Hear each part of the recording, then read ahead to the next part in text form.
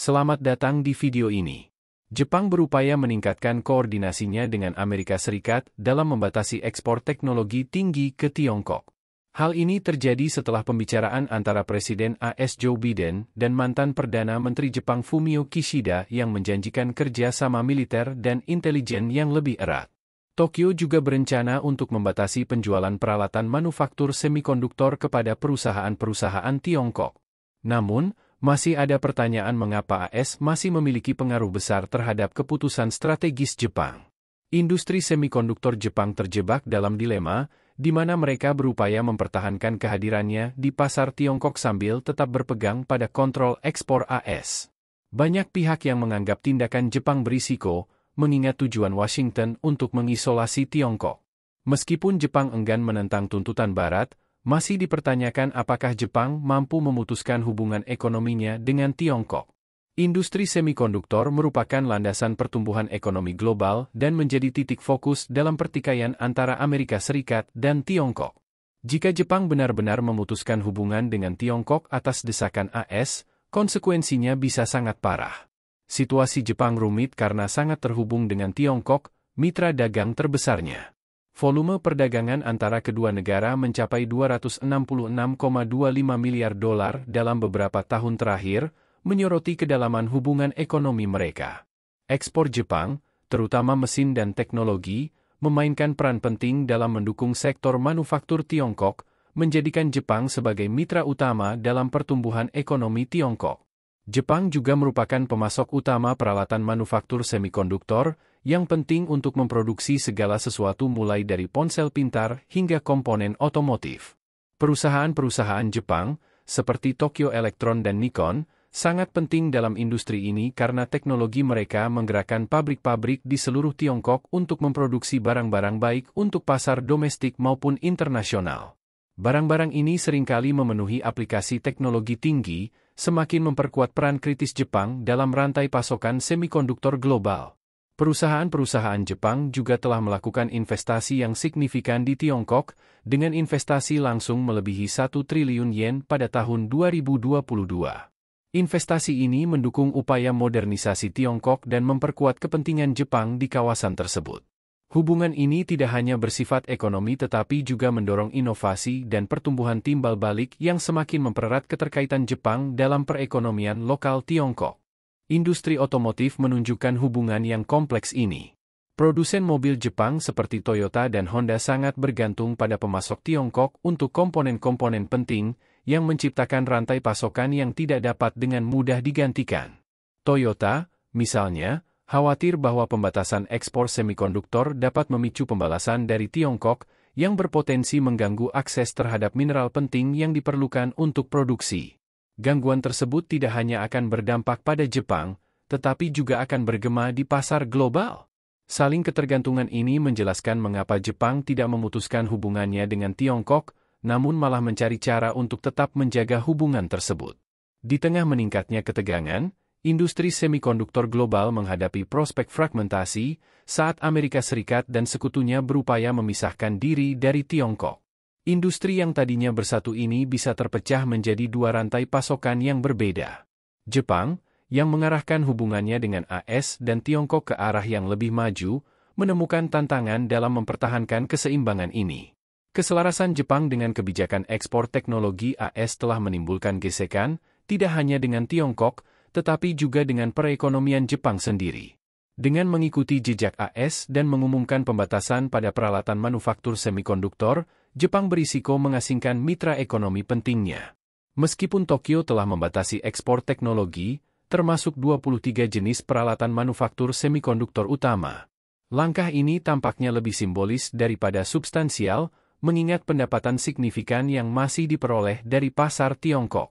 Perusahaan semikonduktor Jepang, seperti Tokyo Electron dan Kusai Electric Corp, merasakan dampak dari ketegangan geopolitik ini. Tokyo Electron baru-baru ini melaporkan bahwa 43% dari penjualannya pada kuartal terakhir berasal dari Tiongkok, peningkatan signifikan dari 24% pada tahun sebelumnya. Kusai Electric juga memperkirakan bahwa pendapatannya dari Tiongkok akan segera mendekati 50%. Angka-angka ini menyoroti kontradiksi dalam narasi yang dipromosikan oleh Amerika Serikat dan sekutu-sekutunya. Meskipun ada pembatasan, perusahaan-perusahaan Jepang terus mendapatkan keuntungan dari meningkatnya permintaan akan teknologi semikonduktor lama di Tiongkok yang diproyeksikan bernilai 28 miliar dolar pada tahun 2030. Sektor manufaktur chip Jepang mungkin tidak memimpin dalam teknologi canggih, tetapi tetap penting untuk produksi peralatan utama yang digunakan oleh perusahaan-perusahaan seperti TSMC dan Samsung. Kenyataannya, perusahaan-perusahaan Jepang tidak mungkin meninggalkan pasar yang menawarkan potensi pertumbuhan yang signifikan. Keahlian dan peralatan manufaktur mereka memungkinkan mereka memanfaatkan meningkatnya permintaan akan chip lama yang masih menjadi komponen penting dalam berbagai industri. Sebelum melanjutkan lebih jauh, beritahu kami apakah Anda menyukai videonya. Jika ya, silakan klik suka dan bagikan, dan mari kita lanjutkan. Perusahaan-perusahaan semikonduktor Jepang kini lebih memilih untuk menggandakan kehadiran mereka di Tiongkok daripada mundur, dengan beradaptasi terhadap perkembangan teknologi dan kebutuhan pasar yang terus berubah. Pendekatan ini mencerminkan strategi ketahanan dan adaptasi yang lebih luas, di mana perusahaan Jepang tidak hanya bereaksi terhadap perubahan kondisi pasar, tetapi juga mendorong inovasi melalui investasi dalam penelitian dan pengembangan. Fokus mereka pada peningkatan mesin untuk produksi chip lama memperkuat posisi pasar Jepang, sambil menunjukkan tekad untuk tetap relevan di Tiongkok meskipun ada ketegangan geopolitik. Sementara itu, Tiongkok terus berupaya mencapai kemandirian teknologi di tengah tekanan dari Amerika Serikat. AS berusaha membatasi akses Tiongkok terhadap chip-chip canggih, namun Tiongkok justru banyak berinvestasi pada legasi teknologi, yaitu semikonduktor yang menggerakkan perangkat sehari-hari. Walaupun pembuat kebijakan AS mendorong kontrol ekspor yang lebih ketat untuk menghalangi perkembangan Tiongkok, Tiongkok tetap fokus pada rencana teknologi jangka panjangnya, yang terintegrasi dalam strategi Made in China 2025. Lanskap semikonduktor global yang terus berkembang menunjukkan adanya pergeseran keseimbangan kekuatan. Bagi Jepang, ketergantungan pada Tiongkok bukan hanya soal kemudahan ekonomi, tetapi juga merupakan aspek penting bagi stabilitas ekonomi negaranya. Dalam menghadapi ketegangan geopolitik, gagasan pemisahan total dari Tiongkok tampaknya semakin tidak realistis. Jepang harus terus beradaptasi dengan cepat, menyadari bahwa terlalu mengorbankan masa depan ekonominya demi memenuhi tuntutan Barat bisa menjadi bencana besar. Pelepasan diri sepenuhnya dari Tiongkok tidaklah praktis atau bermanfaat. Saling ketergantungan ekonomi antara Jepang dan Tiongkok semakin dalam, dan kedua negara perlu terus mengelola hubungan kompleks ini demi menjaga pertumbuhan dan stabilitas. Tantangan terbesar bagi Jepang adalah menyeimbangkan komitmen terhadap sekutu utamanya, Amerika Serikat, sembari menjaga hubungan ekonomi vital dengan Tiongkok. Strategi semikonduktor Jepang menampilkan adaptasi dan pragmatisme yang berusaha mendamaikan tuntutan AS dengan kepentingan ekonominya sendiri.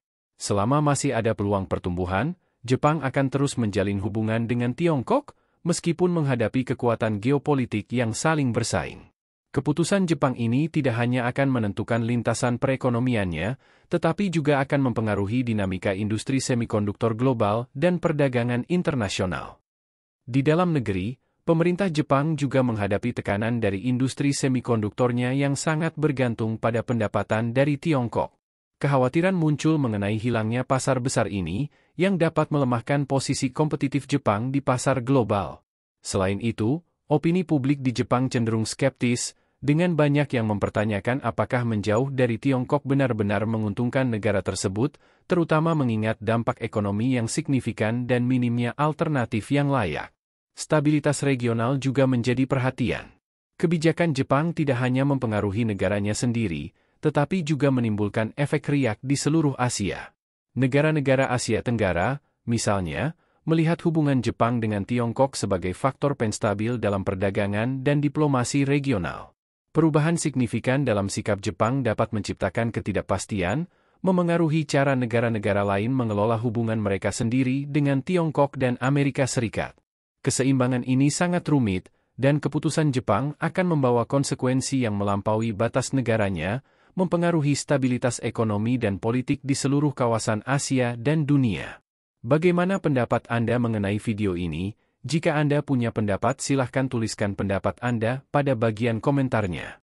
Dan jika Anda suka dengan video ini silahkan klik like dan subscribe, dengan begitu kami akan membuat video lainnya untuk Anda semua. Terima kasih dan sekian dulu, dan sampai jumpa di video berikutnya.